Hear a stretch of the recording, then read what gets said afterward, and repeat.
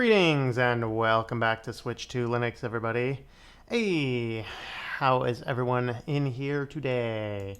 Today we're going to start with talking about KDE Neon 5.16, and we're going to do a Nextcloud in there at the second half of the stream. I realized that my test domain on the Nextcloud expires in about a month. And there's a bunch I still want to do, so we're going to push out a bunch of Nextcloud videos soon before that thing dies out. But anyway, how is everybody doing today? Let's see who is online. See, I have a whole lot of Farron, and I am on live chat, so I'm not sure if Richard's still there or whatever else, but whatever. Ashton has to feed the animals when the stream starts. Well, I hope you get back for a little bit of it. Hello, Ricky. Greetings there. Of course, Farron. Hello there. Farron OS Dev, the developer of Farron OS. Paul, how's it going there? Endager, how's it going there? I actually moved to Neon on the laptop. Very good, very good. Let's see. K22610, your number has been called. How's it going there? Robert CS68, hello there. Yes, the kitty is hitting the cat nap quota. Jonathan, hello to you. Now, if only we could sleep as much as cats. Yep. Little sister's asleep and we need to feed the animals. Oh, man. Well, wake up your little sister to feed the animals. No. All right. Hello, Sleepy. How's it going there? You made it to the stream. Very cool. I can see you now. I can see you now. It was Richard Addison I couldn't see. Elijah Brooks. Greetings there. Not the biggest fan of KDE, but still watch. All right.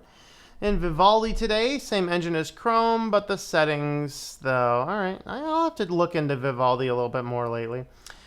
Kitty had night watch last night. Yeah, you know. He's always sleeping. Marcel, how's it going there? Windows Agent. Uh-oh, the Windows Agent's here. Oh boy, I can't talk bad about Windows now. Alright. Running 5.16 on Arch for a while now. Alright. PC Linux OS looks great. I actually was going to do one on PC Linux OS. It will not start on my version of VirtualBox. I did finally get the VirtualBox on Arch working. I'm going to test it over there, and if that works, then I'm going to spin up a video of that this week as well. Yeah, be on the lookout for that. If I can't get it spun up in a virtual machine, then I'll just install it to a flash drive and do a review from there. There's a lot in PC Linux OS that I think looks pretty cool, and so I'd like to go ahead and do that. Gnostic, how's it going there? Chris Titus' CEO is the cat. Mine too. I mean, my cat's really my handler. You know, I am an alien from the reptilian alien race. In case you were ever curious, the cat is my handler. KDE on Arch has been a breeze. Very good, very good. All right, Karen Holmes, how's it going there? How's it going there? It's got released on Arch today from testing. Yes, I can see you, Bacon Man. All right, yes, bacon. I had bacon chicken ranch wraps for breakfast today. They were glorious. Guitar Matt, greetings. Chromium on Linux is garbage because their official position is we will not support hardware Excel on Linux, which means you cannot get hardware acceleration on things via the binaries. Hey, have fun. I mean, I know people were saying the Dissenter browser actually did not have any issues, which I haven't had a chance to test it more thoroughly. In fact, the machine that I did the video on the other day is now running this Plasma, so it's not even there anymore. No, I'm kidding, by the way. And like Vivaldi is Farron OS's default for no reason at all. Yep. All right. VirtualBox 6's repository works fine on Linux Mint if you ever want to check it. No, I don't want to change anything. I actually have some production VirtualBox virtual machines going. I don't want to change anything. I think just keeping around an Arch type system, something with a newer version of VirtualBox will solve my problem as well. It's not like I don't have enough computers around here. Just cooked bacon a few minutes ago. Yum. Just dropped the car off at the shop, walking home. If you hear a scream, I've been run over because I've been watching the stream and not the road. All right, well, be careful, man. Be careful. We don't want you to get run over. That would be bad.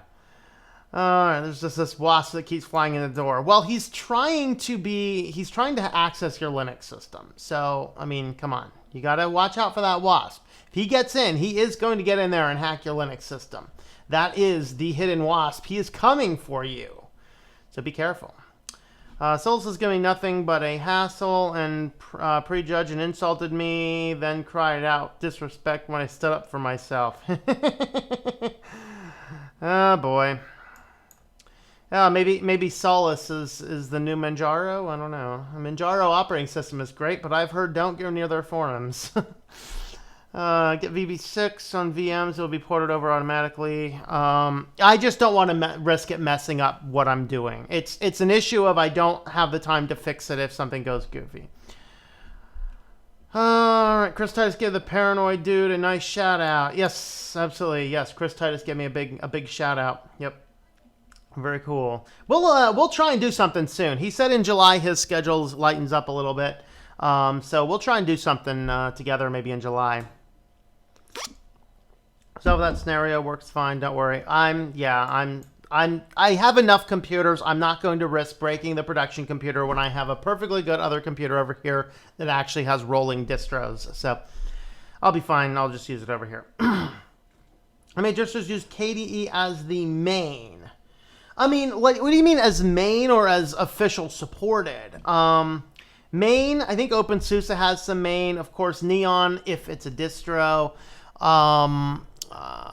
There's a few other ones. Solid KE. Is it Solid? Is that it? I forget. Or Solid KX has an official KDE and official XFCE.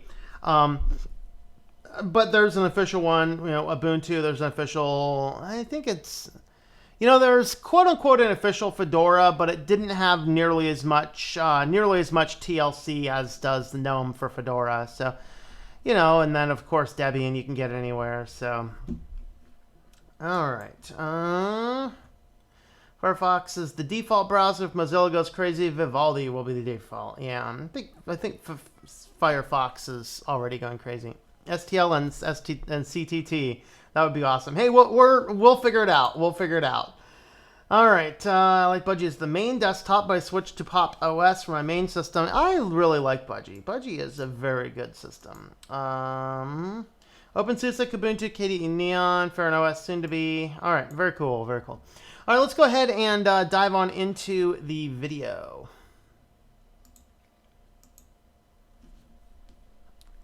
Welcome back to Switch to Linux. Well, today we are going to have a quick look at KDE Neon 5.16. So this was just released. It actually wasn't on DistroWatch. In fact, they haven't had a release on DistroWatch on KDE Neon for a while.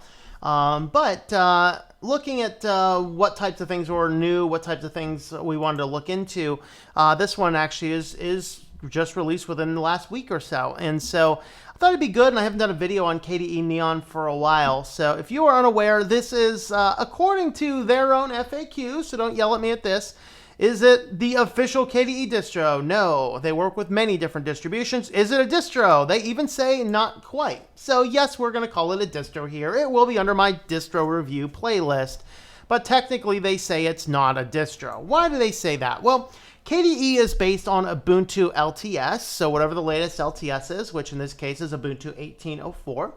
And the Neon build is basically a testing ground for all things Qt. And so, or Qt if you prefer. And so what the idea behind this is to have an always rolling latest version of everything Qt, but everything else is going to be based on Ubuntu.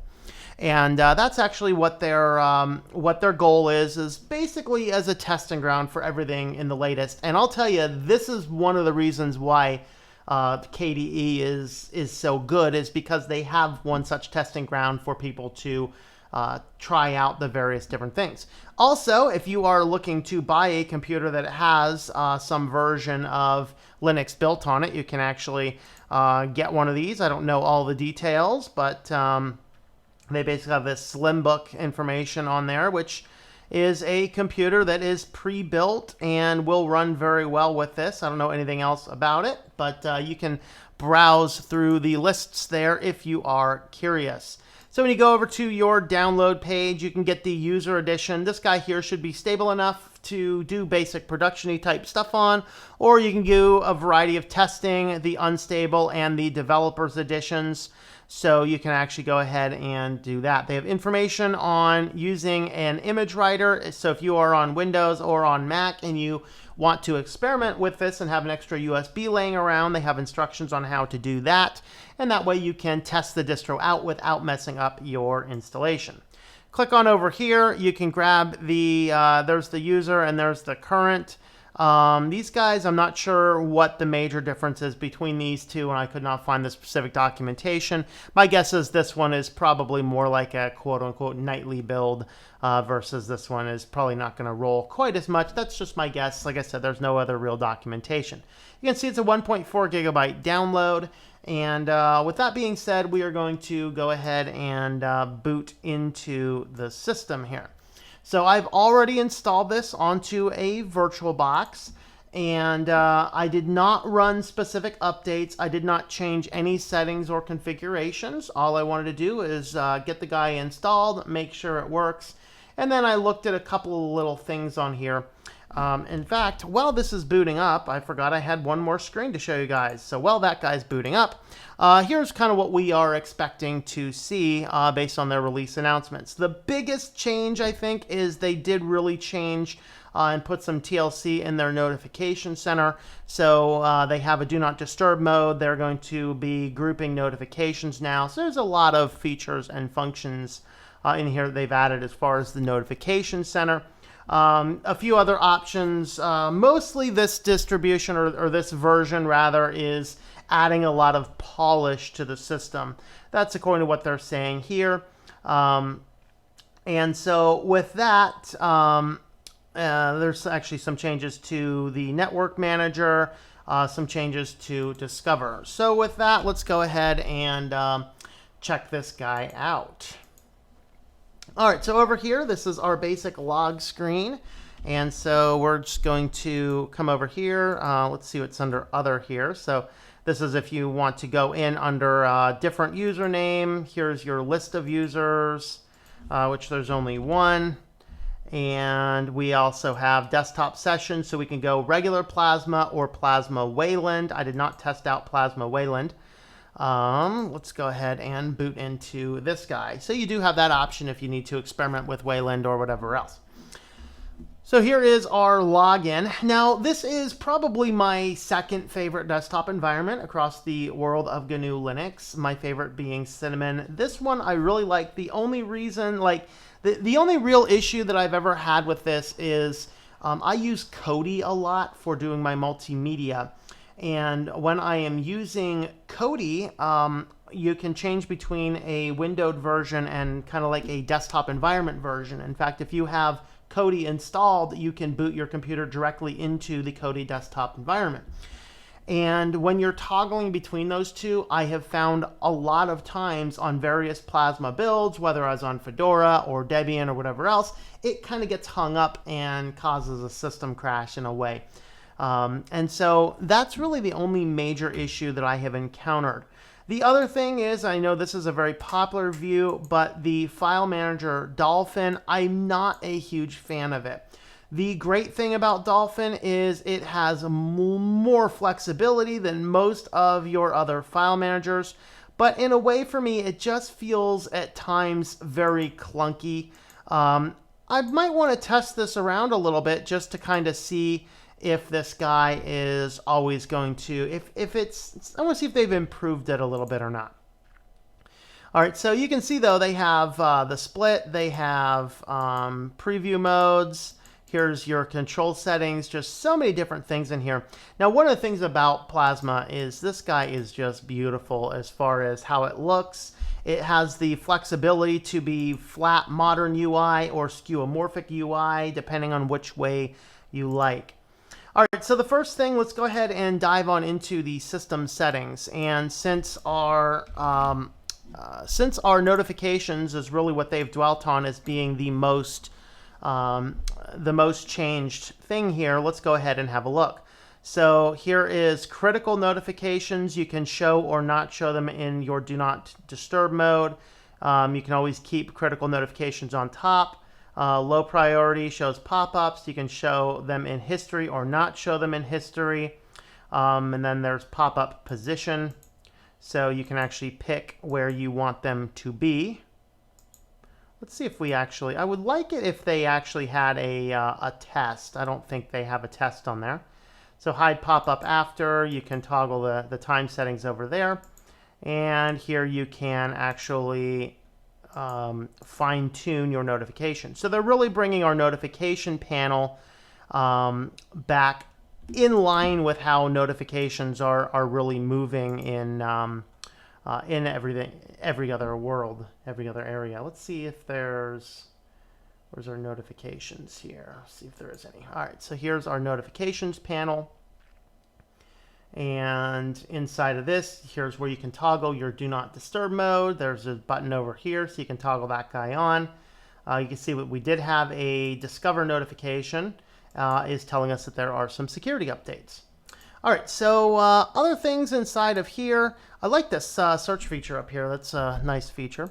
So here's our look and feel. And of course, you can go with your light theme or your dark theme. Of course, one of the great things about this is we have this get new look and feel over here, where you can go online and grab a variety of different theme setups by default just by selecting them. Now, I have noticed that occasionally they just don't seem to load right. Sometimes you need to restart the system. Sometimes they just work either way. That's kind of what we have. That's still installing. Let's go ahead and have a look at the system. So going to see our about system here. So you can see we're running 5.16, Qt version 5.12. Our kernel on this is 4.18, and you can see everything else about the system here. We'll go ahead and leave that over there. All right, so that says it's there. Now let's go ahead and apply this theme. Ooh, that's a cool theme. I like that. Yeah, get some nice transparency, some blend of modern and transparent. So that's neat. So you have that option there. Here's your workspace themes. We have colors, icons, things like that. So you can see that there's a lot of different settings. This is the number of settings is on one hand very good. On the other hand, some people suggest it's too many settings. And so we'll kind of leave that to your own devices.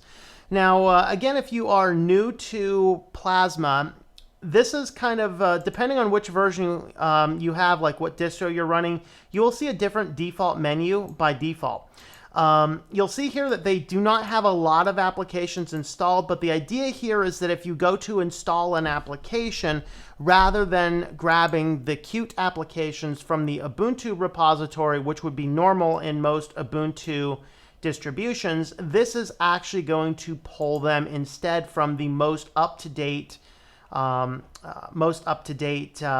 repositories from your KDE repos. So you can see here that this is 4.19. So we're going to go ahead and install Kden Live because there's been some controversy about the latest Kden Live. I know TotalOS Today hates it. He'd like to take this new version of Kden Live in the trunk in the back of the caddy. Well, let's go ahead and install a few other applications here. There's K My Money. There's for personal financy type stuff. And so, we can install a variety of different things. Here's several updates. I'm not going to run the major updates. I just want to get these basic applications running here just to have a quick look at what those are going to look like. All right, now, while this is downloading, again, if you are new to Plasma, one of the cool things about it is while this is the default menu on Neon here, there are actually a variety of different menu types you can choose from. And several of these, you can see this option here called Show Alternatives. And your Show Alternatives will give you a variety of different menus. So this is the application launcher. When I'm running Plasma, this is the one I like to use. I just like it has a different feel to it. And I kind of like that different feel. So if I wanted to switch to this basic application menu, now I get a menu that's a little bit more traditional. We have a basic search, we have a favorites, and we can grab our other applications.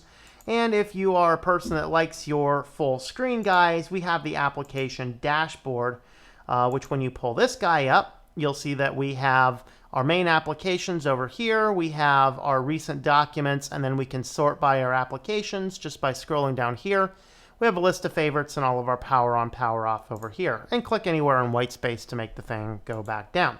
So you have all of these options for changing things. The other option that you have is you have widgets. So in this version here, the hamburger menu for the widget is up in the upper corner. You can also access it kind of in the lower corner here to add widgets down here, or you can right click and add widgets to your panel over here. That's going to pull up a sidebar for widgets. And then here are a variety of different widgets you can do. So again, we can grab a clock, drag it over onto our desktop. And now I can actually put this up top, or I can move it to the bottom of the panel if I want to. And again, there are a variety of different clocks we can choose from. So we have an analog clock, we have a binary, our calendar, our digital clock, and a fuzzy clock. So we have a variety of different options you can do. And you can drag these guys around. There you go. Just gotta hold down your mouse button on it a little bit. And you can drag them wherever you want, including dropping them on your panel. Now, a brief word of warning: once it is dropped on your panel, I have never seen them be able to come off of the panel. There we go. You can drag these guys around.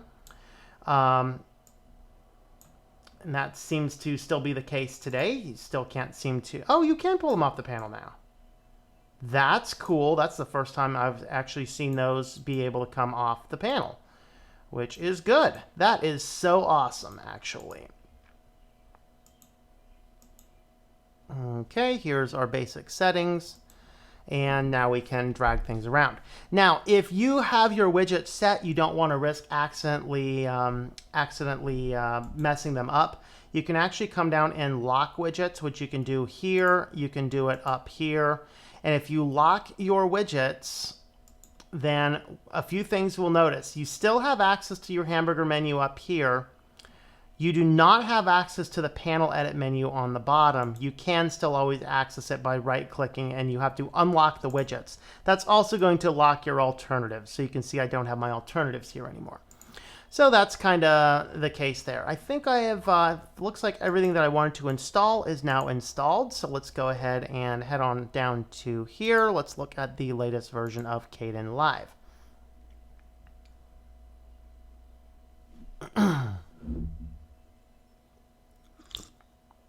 All right. So here is our latest version of KDE Live. And one of the issues that some people had indicated is you can't seem to have the same video and audio on the same clip anymore. Some people really like that feature. Another is I don't believe you can still right click and add your transitions. You can still come up here and grab all your transitions. I actually, that for me is kind of a 50-50. I do right click and add transitions on the timeline a lot. But a lot of my more advanced editing, I'm always using my customs or my favorite lists. And so I don't know if that's going to affect me a lot in the long term. I think what I should try and do is try editing a few videos on this particular version. All right, so there's that. Let's also look at graphics. We also installed Krita. So we have Krita 4.2.1. This is actually on my list of applications to take another look at this year, because when I had first looked at Krita, they did not handle text layers well. And that for me was kind of a, not a big fan. So I think they're kind of moving in the right direction, but still, so like if you were to drag these around, you could resize them and it would kind of mess up a lot of what you're doing. This is, I don't know, it still seems a little clunky to me, but it's definitely an improvement. So if you have a drawing tablet though, Krita is definitely the one you want to be using rather than GIMP. If you're doing basic image manipulation, the type of stuff I usually do, writing book covers, doing thumbnails, things like that, I actually still kind of prefer GIMP, but I want to spend a little bit of time looking into that. So that is kind of in a nutshell KDE 5.16. So is this a distribution you should install? Well, we're not going to actually have a lot of problems from a new user perspective. So if you know that you want KDE, particularly if you like some degree of rolling, but you want to keep a maintain a solid core base operating system, it is a good logical choice. It is based on Ubuntu, and but you all are always going to have the latest of the Qt applications. And so for that reason, this is definitely one to look into. Now, if you already have a perfectly working distribution, hey, don't worry about it. This is a good one to look at later if you want to poke around under the hood of something, you know, whatever that happens to be. So do I like this distribution? I do. Is it going to be my absolute favorite? I don't know, probably not. I think I might add this to the list of distributions to run on my one of my production systems for a little bit, just to give it a little bit more advanced test. But anyway, I did want to take the time to highlight it. Let me know your thoughts about KDE Neon 5.16 in the comments down below.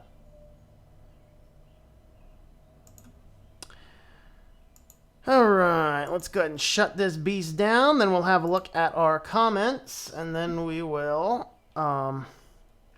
head on back and we'll look at a little bit of Nextcloud today too. So stick around. We got some Nextcloud stuff we're going to be doing. Oh, let's see. All right. Late again. All right. Hey, you weren't too late, I don't think. KDE sounds good in theory, but it's too customizable. That's right. Could be. Always install the budgie. Yep. Have I tried Trinity? No. Hello, Tony. Greetings there. How's it going there? I was shocked at the level of BS and defensiveness, and you know me, I'm pretty direct on here, and I'm not well liked at Solus. Yeah. That is an approximate of KDE distributions, by the way. It's an official wiki page about distributions offering KDE Plasma, but it lists Antergos as still being alive currently, for instance. Yes, Antergos did die a few weeks ago. So, you know, they just haven't gotten around to updating it, I guess. I don't know. All right, let's see. Thank you for streaming and video. You are welcome, Alexander. Thank you for coming along and watching. If you just jumped on, we finished the section on KDE Neon. We are going to look at sharing folders and files in Nextcloud next. All right, Chromium Mozilla Chrome all terminated unexpectedly in Peppermint 10 OS 2 now. That's not good. Solus is not really needed when you have Arch. Don't lie about the whole Qt testing bed thing, but it's stable, but it causes dependency in many places. Yeah, so there may be some places where it may not work as well.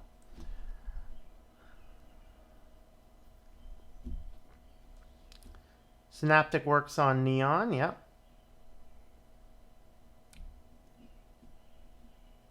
Okay. Hello, Bruno. How's it going there? Welcome to the stream. Basic log screen never gets old for that thing. Yep. Well, the last couple years, I've seen so many problems across several distros. Maybe it's your computer. I don't know. But I don't know what your issues have been. There's no distro that's perfect, of course. Kubuntu was the second distro I ever used. Had problems with KDE on everything else since, but I use Mate today. Mint's about to go through probably now. They're going to have to remove 32-bit ISOs. Maybe not. They do a me and separate special 1804 ISO for 32-bit. Yeah. Yeah, Mint is pretty good about not duplicating the occasional stupidity of Ubuntu.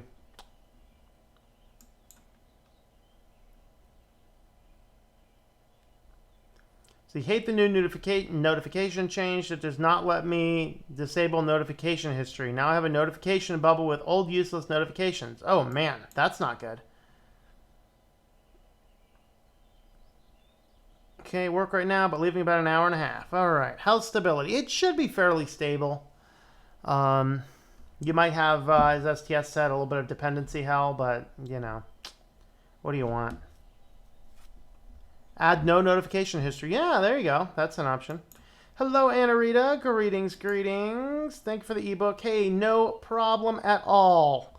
I always appreciate you. I know you bought all the rest of the last of them, so I thought I'd give you a new one. In fact, let's see. I just got the print copies in today, so this is the print copy of the new book.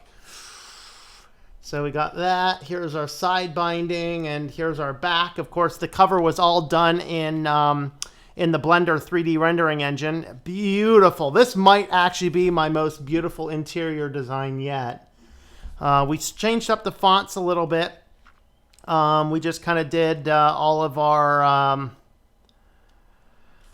intros like this, where I have a quote, like a comment on the holiday, and my co-author had a comment on the holiday, and then real nice book. We were really happy with the way this one turned out. So a couple years in the making, but yeah, very cool.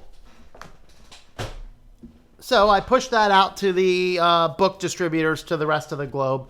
They were on Amazon, but in fact, I got an Amazon copy and a non-Amazon copy today. So, all right, having issues dumping Mint and moving on to Arch. You are.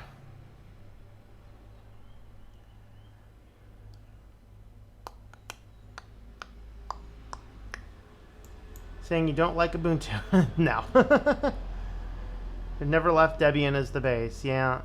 Well, there's always STS. You could always try. You could always try LMDE. That'd be fun. Yeah, I'll have to test out the tiling window managers when I get a chance to read the documentation, whenever that would be. Trinity needs more support. Great DE for people who don't like real traditional workflows.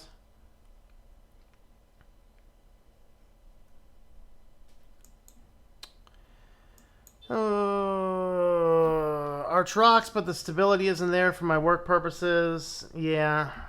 I haven't had any issues with my Arch system. In fact, I did finally get VirtualBox working this morning. So, turns out that if you're running the LTS kernel, you have to install it a slightly different way. Right, Kitty? Right? Yeah. All right. So we have a kitty taking over. Kitty, are you going to take over the screen, kitty cat? You going to take over the stream? Kitty's like, yep, I'm here to take over, man.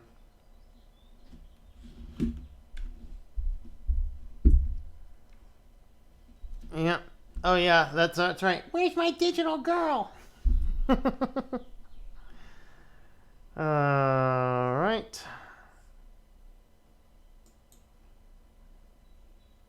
Controversy or feedback? Tomato, tomato.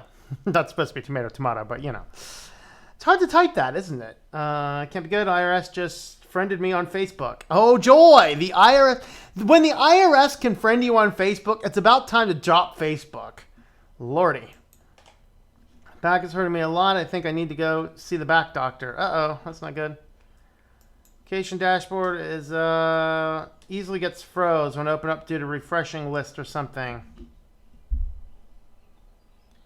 Yeah, I like the, I don't know, I don't have any issues with it, but, let's see. Want a new Netrunner OS. Home now. It was a bit of a hairy out there, all right. Did you almost get kicked by a kangaroo? Hamburger menus and sidebars, no good. Why use a widget instead of Conky? A lot easier to move around and manage.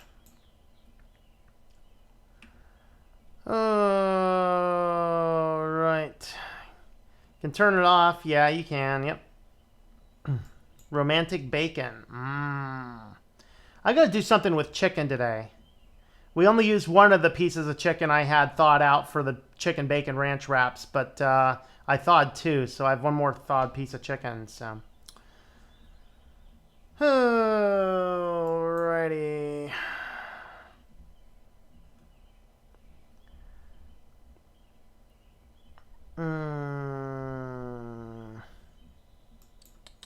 Release Alpine Linux for ultra minimal. There you go. Who needs to stick with Mint when you know how to keep most Mintness in Ubuntu while making it not Mint? There you go.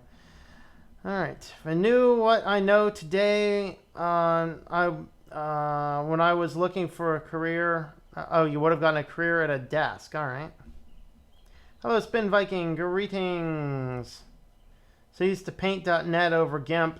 I know there's a Pinta, but it's not the same. It's just not the same. Kids have given me back issues, and they've been toilet trained for a while. Shudder to think what more kids would do to me.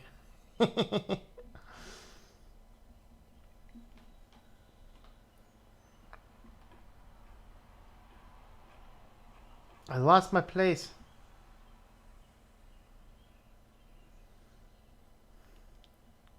Ashton is back. Oh snap, Ashton's back. How's it going, my man? New ability to remove Mint drive from the machine. Alright. Done feeding the dogs, the cats, the goats. Left one of the dogs for my parents to handle. There you go. Sent you an article in the mail. Alright, I will have a look at it.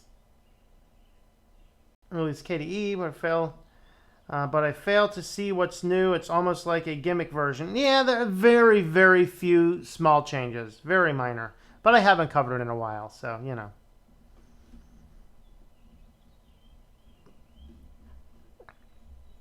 Workaround for Kodi is to change the full screen shortcut to maximize Kodi.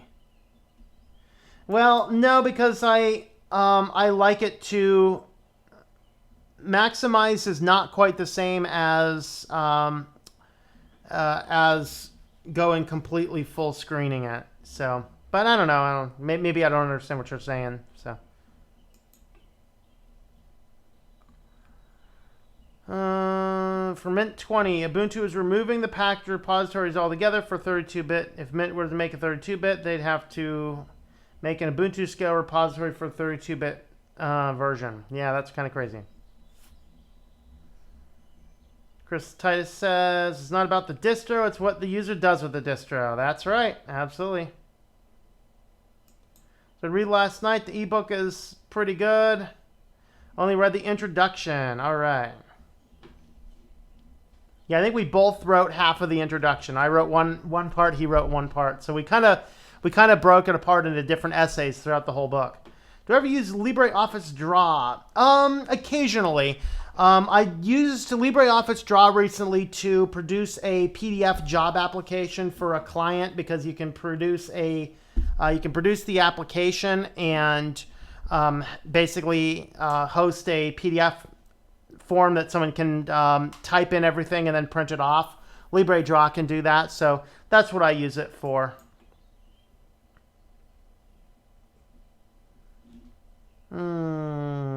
How's it going there, Richard? Greetings. Some say tiled Windows Manager. All right, there you go. CJ's getting cuter. Yes, except I'm hoping he's... Please don't knock my monitor off the desk, kitty. Please don't. Please don't. Battery not the best on Neon. Yeah, I've not tested it on laptop. I know my Cinnamon computer gets about 5-6 hours, depending on what I'm doing, so...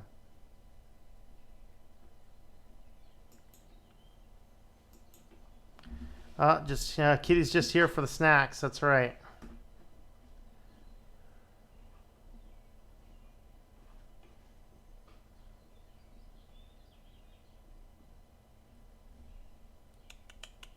Arca was stable, just needed to drop back to the kernel.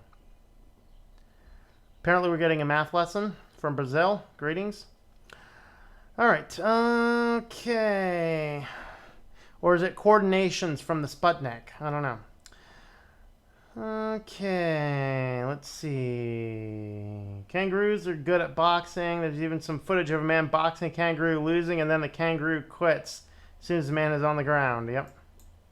All right, let's go ahead and look at some next cloudiness. So I just need to move some titles around here, and then we will dive on into some next cloudiness.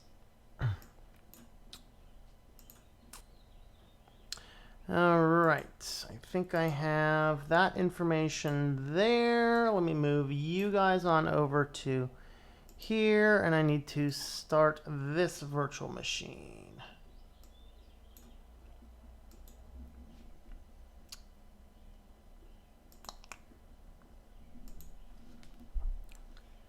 Welcome back to Switch2Linux. Well, I looked at my domain list and realized that my test domain that I'm using to do these Nextcloud tutorials is going to be expiring in about a month or so. So yeah, we'll be looking at doing some more Nextcloud tutorials pretty soon. So leave me in the comments the types of things that we want to see tutorials on.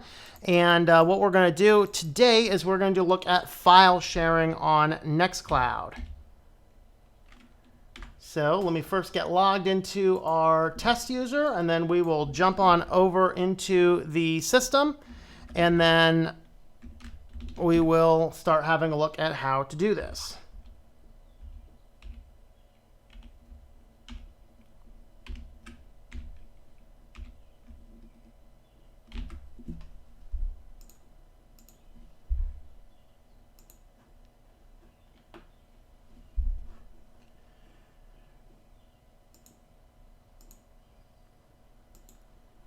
All right, so here we are over into our system, and we want to cover just the various types of sharing. Now, one of the cool things that you can do is this will pretty much replace most of the Dropbox type functionality. So first is the sharing works on very much like a Google Docs will work. You can share with individual users, you can share with password protection, you can share with an open link. So if I were to go into my documents and I wanted to share, for example, here I have a file here, which is just a document. I have the shared system set up right now, and inside of this we have the various options. So let's go ahead and delete the sharing link, and I'm just going to show you all of the different ways that we can share things. All right, so inside of the system, we can pull these guys open, and inside of our sharing, one thing that I can do is I can share it with different users. And if I can remember what the other users' names were on this thing, when you start typing in a user list, hold on, I have a user list over here. Okay, so when you start typing in a user list, then you can actually pick an individual person to share with. So now this guy here is shared with this particular person, and I can allow this person to edit. So I can share it with anybody in the system. Now the other option here is if we click on the plus, we can share with an individual link. So we can set an expiration date, which means after this period of time, the person can no longer see it. We can password protect it. We can prevent them from downloading it so they could see the file, but they couldn't download it. Or in a case of if we had like Calibora up here and we can use a system like Google Docs, then what we would have there is the ability to edit it but not allow them to download it. Then we can toggle on and off the individual sharing. And then over here, this is the link. We're going to copy the link. All right. So those are your various options to share an individual file. But you might also want to go in and you might want to set an upload folder. So we're going to go ahead and create a new folder here, and we're going to type this guy uploads. And inside of our uploads, I might actually have to install a plugin for this. All right, now here it is. So this is a setting that's on a folder. We can set it to read only. We can allow upload and editing. We can do a file drop, which is an upload only. We can also password protect the directory and set an expiration. So what I actually have on my server for my clients is I have one of these set up in this format here, where they have the ability to upload. So now I'm going to copy the link, and we're going to go ahead and open up a private browser window. So this means that we will not be logged in. And if I go ahead and paste this guy into here, it's going to give us this box here where we can upload files to Mr. Test. So let's go ahead and find a folder here to upload. What's this? All right, so let's just upload this CSV file. This was our contact mailing list. So you can see that we have already uploaded the file. That works. And so now if I come into here and pull this open, now I can see that I have access to a file. So now you can allow somebody, you can create on your server a place that any individual could upload files. So when somebody says, hey, get me these individual files, they're too big to email, you can actually come in here, create a server. Now, of course, what I would probably do is make sure it's password protected. And so you can actually edit it later. So if you just come over here into your shared options and come down here, you can always add a password to it later. So let's just do this guy here at upload just as a password. Set the password. Oh man, I have to make it unique. See, Nextcloud is actually too secure. So that's upload. Let's see if upload 123 is a good password. Is this going to work? Okay, so that seems to work. So let's go ahead and pull this guy back up. We're going to force refresh the page. Now it wants the password. So now I would have to type in my upload 123. Now it should let me in. Now I can go ahead and upload files. So let's go ahead and upload this store list now. I think that's a store list for a client, come to think of it. But let's go back into our upload folder. So now I can see that I have both of these. But you can see that that person doesn't have the ability to alter or otherwise edit, manipulate, or any of those. So I just keep one separate folder on my server for my clients. They have access to it. I give it to them. If there's ever an issue with it, I can always go in and change it, change the password, whatever else. So there is sharing inside of your folders. We can share inside of individual documents. You can share with people on a password. You can share with people on a link. And you can share with only specific users. You'll always, of course, see the shared icon over here, depending on how it is shared. And so here, when I pull this open, we can see that NC admin can see it, can edit the file. And this is actually what I'm using to, on my production system, still doing collaboration as we're working on doing the audiobook files, is my co-author has the ability to, when he's done editing a file, he can go ahead and just upload it directly into our shared folder. And that way, anything that goes into that folder is automatically shared between the two of us, but nobody else on the system would have any access to it. So that is how you can go ahead and share folders, share files, share them with individual people, or just share them with that. Of course, you can also do email addresses as well. email@email.com. Oh, look at that. That's Apple. This is email@email.com. So yeah, apparently somebody's tested this. So you can actually send them the share links. You can send them an email. And as long as they have access to this email, they can actually get in here and use that system. So those are your various options for sharing files and folders with individual people. Actually, let me show you one more thing, though. There's one more thing that I did not think about. Let's go ahead and go into, let's go into our uploads. We're going to do one more thing here. We are also going to allow uploading and editing on this one now. I think the password is still on it. So now let's go ahead and force refresh this. Oop, I actually killed it. Go ahead and go back and grab the copy link again. Okay.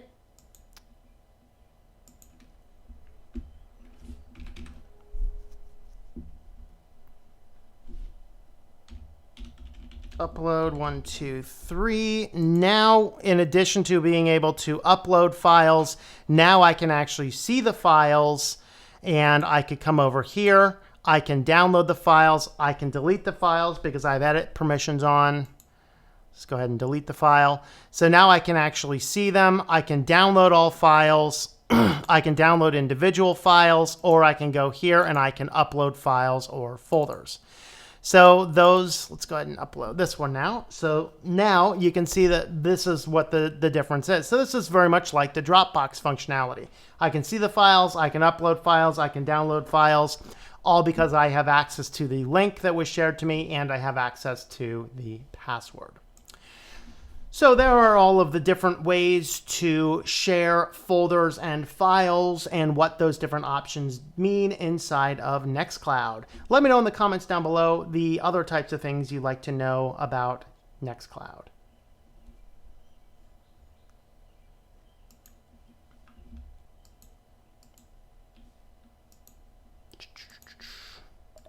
Okay, shut you down, shut you down. Let's go on back over to comments. See, I start talking about Nextcloud and everybody leaves. Jeesh. Haven't boxed a kangaroo in 2 days. Oh, it's only been 2 days? All right, man.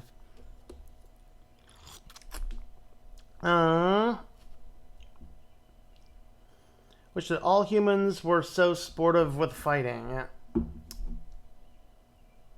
I'm seriously thinking about switching back to Fedora, of which Fedora just works perfectly for me. Switched from it because I was weary of building from source. Programs that I use but might not be available. So I'm not coming around YouTube that much anymore.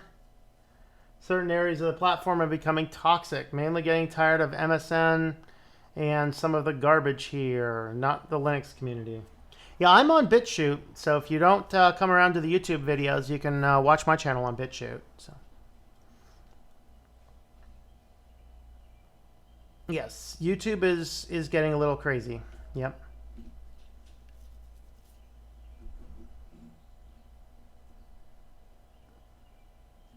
So I'm done catching up on Linux vids. YouTube gets shut down for the day. Yep.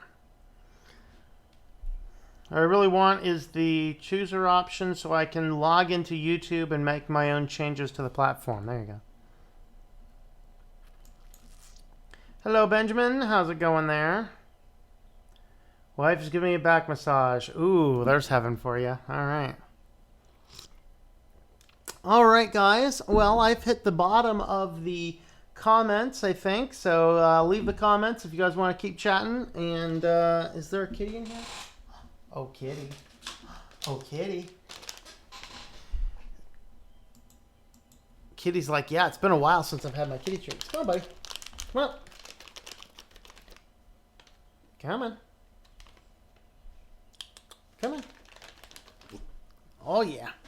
He's like, yeah, I'll buy some. Get me some kitty treats. Kitty treats all the way, man. All right, buddy.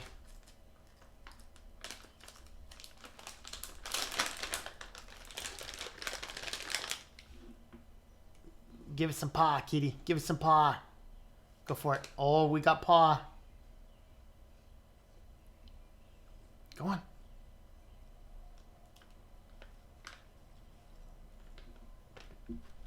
Go on.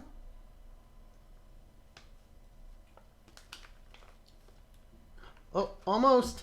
Get it. Here you go. Oh, did you not get it yet? Here. Oh, you guys missed that one. Right. Are the finger licking good?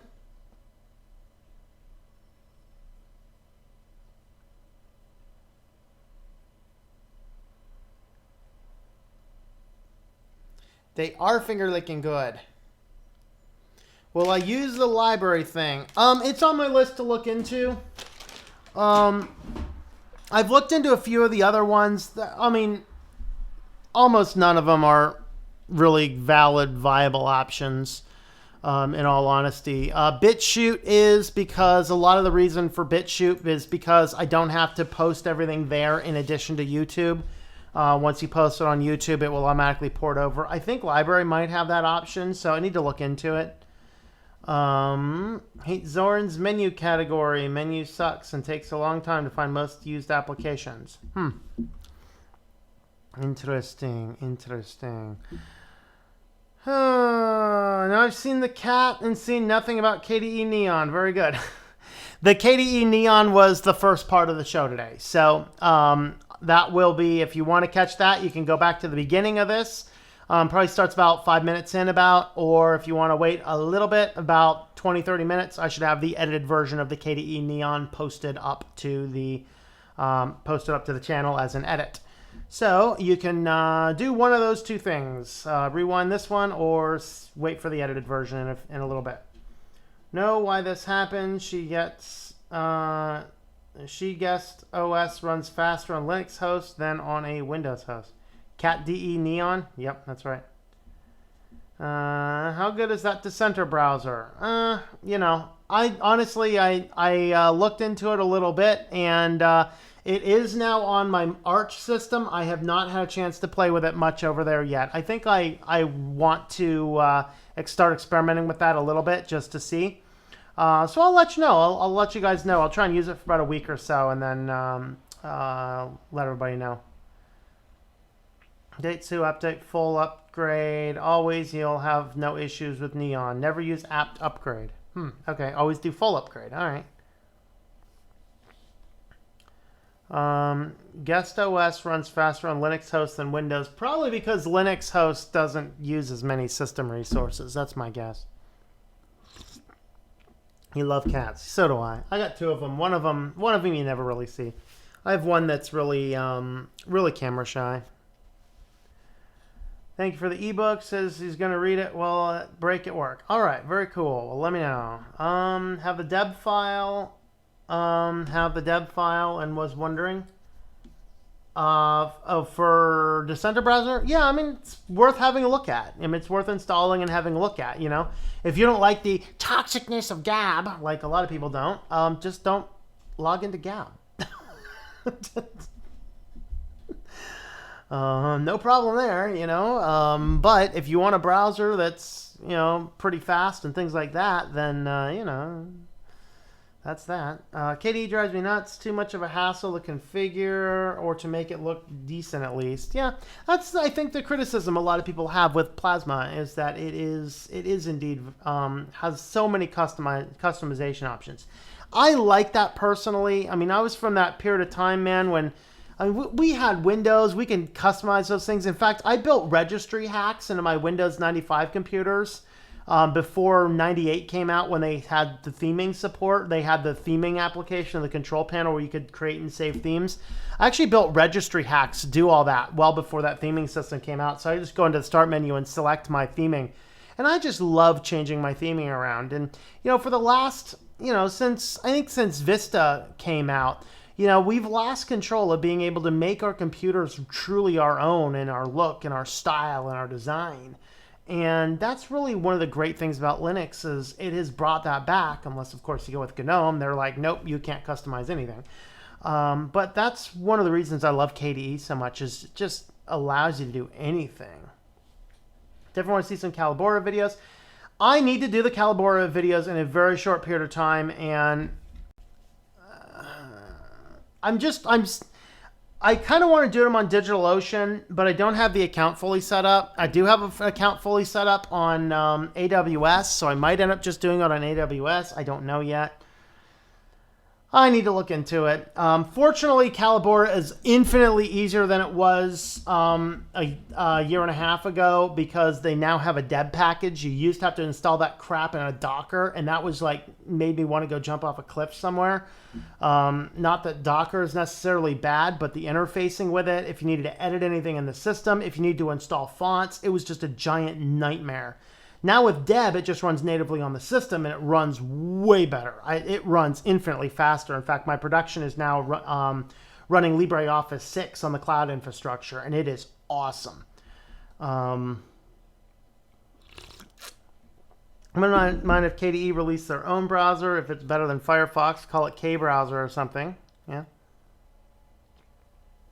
Oh, Steve's Very Own is on. Somebody, let's see if I can find a list to Steve's Very Own. We might have to do a an STL raid.